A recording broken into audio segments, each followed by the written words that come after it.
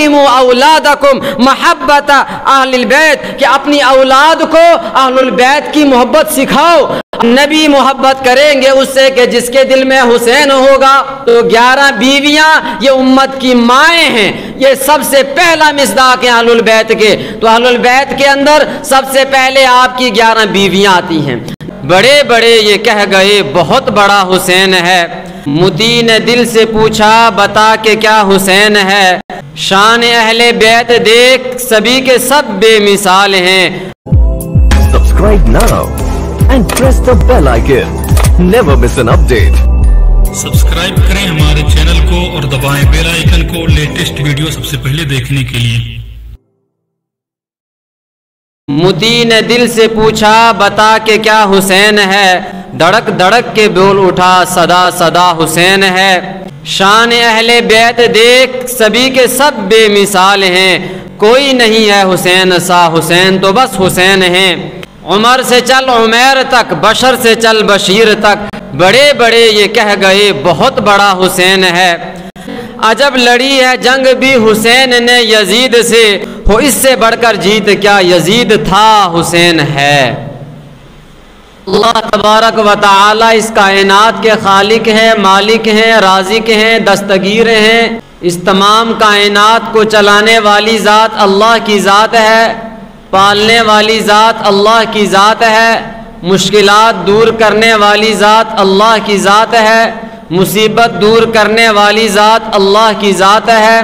اللہ کے علاوہ اگر اللہ نہ چاہے تو کوئی نفع نہیں پہنچا سکتا, اور اللہ کے علاوہ اگر اللہ نہ چاہے تو ساری دنیا مل کر کوئی نقصان نہیں پہنچا سکتی ہے.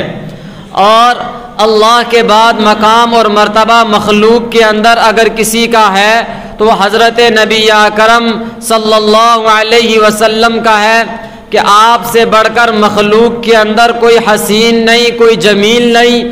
اللہ نے جتنے علوم اپنے اس پیارے حبیب کو دیے ہیں اتنا علم اللہ نے کسی دوسری مخلوق کو نہیں دیا ہے. اللہ نے نبی اکرم صلی اللہ علیہ وسلم کو اولین اور آخرین کے علوم کا مجمع, منبع اور مخزن نبی اکرم صلی اللہ علیہ وسلم کو بنایا ہے. امتوں کے اندر سب سے بہترین امت امت محمدیہ یعنی آخری نبی حضرت محمد الرسول اللہ صلی اللہ علیہ وسلم کی امت ہے.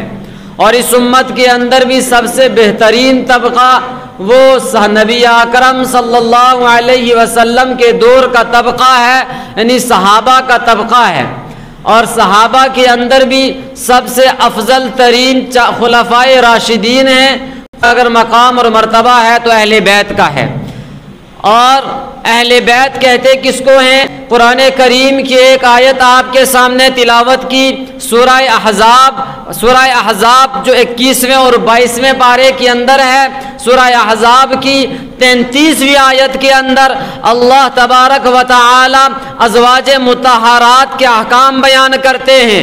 اس سے پہلے بھی ازواج مطہرات کے احکام بیان کیے. یا نساء النبی لستن کاحد من النساء کہ نبی اکرم صلی اللہ علیہ وسلم کی جو بیویاں ہیں یہ عام کائنات کی عورتوں کی طرح نہیں ہیں. اسی جگہ فرمایا وازواجہ امہاتہم کہ نبی کی بیویاں امت کی مائیں ہیں. اور یہی نبی کی بیویوں کا تذکرہ چل رہا ہے. وقرن فی بیوتکن ولا تبرجن تبرج الجاہلیۃ 33ویں آیت کے اندر انما یرید اللہ لیذھب عنکم الرجس اہل البیت ویطہرکم تطہیرا کہ اللہ یہ چاہتا ہے اے اہل بیت, اللہ یہ چاہتا ہے کہ تمہیں پاک کر دے, تمام گناہوں سے تمہاری پاکی کر دے, تمہارے رذائل سے برے اخلاق سے تمہیں پاک کر دے. وَيُطَهِّرَكُمْ تَطْهِيرًا تمام گندگیوں کو بھی تم سے دور کر دے اور تمہیں پاکیزہ بنا دے.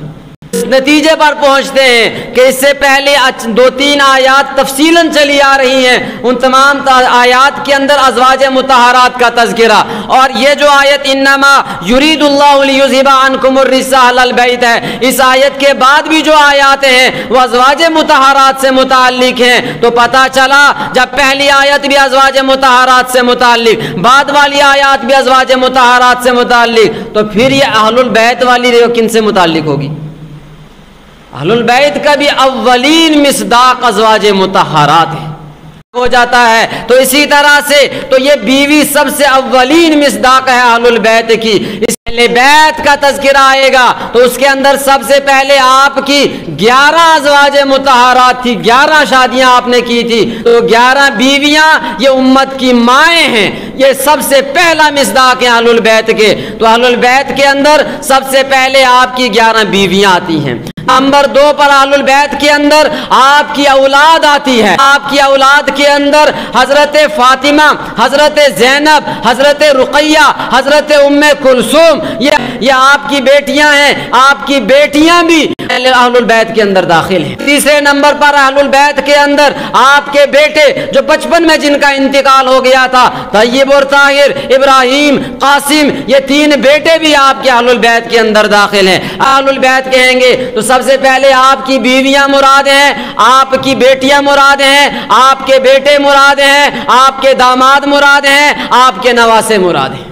کہ حسین جنت دا بادشاہ ہے، حسین آل رسول لکھ لے، دل دی تختی تے اتے حسین دا کوئی اصول لکھ لے، حسین ظالم تو ڈر نہیں سکتا، اے حق نو کر کے قبول لکھ لے، اے گنتی شنتی دا رولا چھڑ دے، اے گنتی شنتی دا رولا چھڑ دے، علی دا سارا گھرانہ پاک ہے، اے گنتی شنتی دا رولا چھڑ دے، نبی دا سارا گھرانہ پاک ہے، علی دا سارا گھرانہ پاک ہے۔ ایک کو ہم نہیں کہتے ہیں، 2-4 کو نہیں کہتے ہیں، ہم نے کہا اگر علی کے بیٹے پاک ہیں تو علی کی بیٹیاں بھی پاک ہیں، اگر نبی کی ایک بیٹی پاک ہے تو نبی کی ایک نہیں، نبی کی ساری بیٹیاں پاک ہیں، اور نبی کی ساری بیٹیاں ہی نہیں، نبی کے سارے بیٹے بھی پاک ہیں، اور نبی کے سارے بیٹے ہی نہیں بلکہ ان سب کی مائیں، نبی کی تمام بیویاں بھی پاک ہیں۔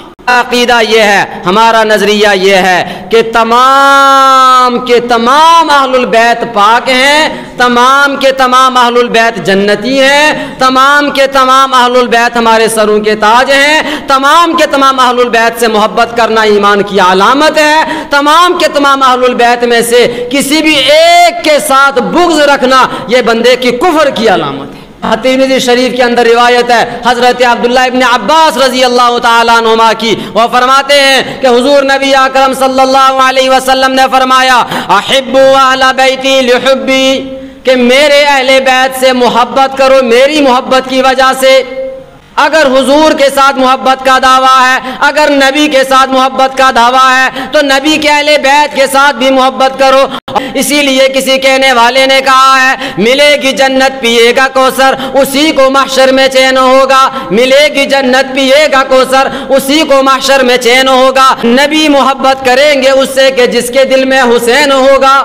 اللہ کے نبی نے فرمایا حسین منی وانا منہ، حسین مجھ سے ہے اور میں حسین سے ہوں۔ کیا آپ صلی اللہ علیہ وسلم کا سارا گھرانہ پاک ہے؟ آپ کے پورے گھرانے کے ساتھ محبت کرنا، محبت رکھنا یہ ایمان کی بنیاد ہے، یہ ایمان کا جز ہے۔ اور نبی اکرم صلی اللہ علیہ وسلم کے گھرانے میں سے کسی بھی ایک کے ساتھ اگر بغض رکھا ہے تو سمجھ لو کہ ایمان خطرے میں ہے، ایمان چلا گیا۔ اس لیے کہ نبی نے فرمایا احبوا اہل بیتی لحبی، کہ اگر مجھ سے محبت کا دعویٰ ہے تو میرے اہل بیت کے ساتھ، میرے گھر والوں کے ساتھ محبت کرو۔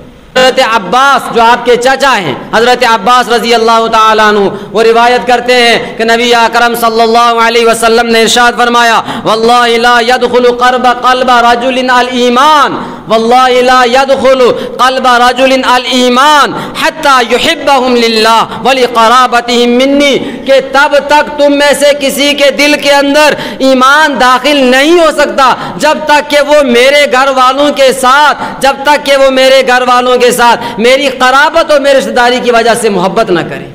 علموا اولادکم محبت اہل البیت، کہ اپنی اولاد کو اہل البیت کی محبت سکھاؤ۔ حجۃ الوداع کے موقع پر اللہ کے نبی صلی اللہ علیہ وسلم نے ارشاد فرمایا یا ایھا الناس انی ترکت فیکم ما ان اخذتم به، اے لوگو میں تمہارے اندر 2 چیزیں چھوڑ کر کے جا رہا ہوں، جب تک تم ان کے ساتھ اپنا تعلق مضبوط رکھو گے، اپنا رشتہ مضبوط رکھو گے کہ لن تضلوا، تم کبھی بھی گمراہ نہیں ہو سکتے ہو۔ ایک فرمایا کتاب اللہ، اللہ کی کتاب چھوڑ کر کے جا رہا ہوں، وعترتی اہل البیت، اور میں اپنے اہل بیت کو چھوڑ کر کے جا رہا ہوں۔ تب تک تم ان دونوں کا دامن پکڑ کر کے رکھو گے تمہیں کوئی گمراہ نہیں کر سکتا ہے۔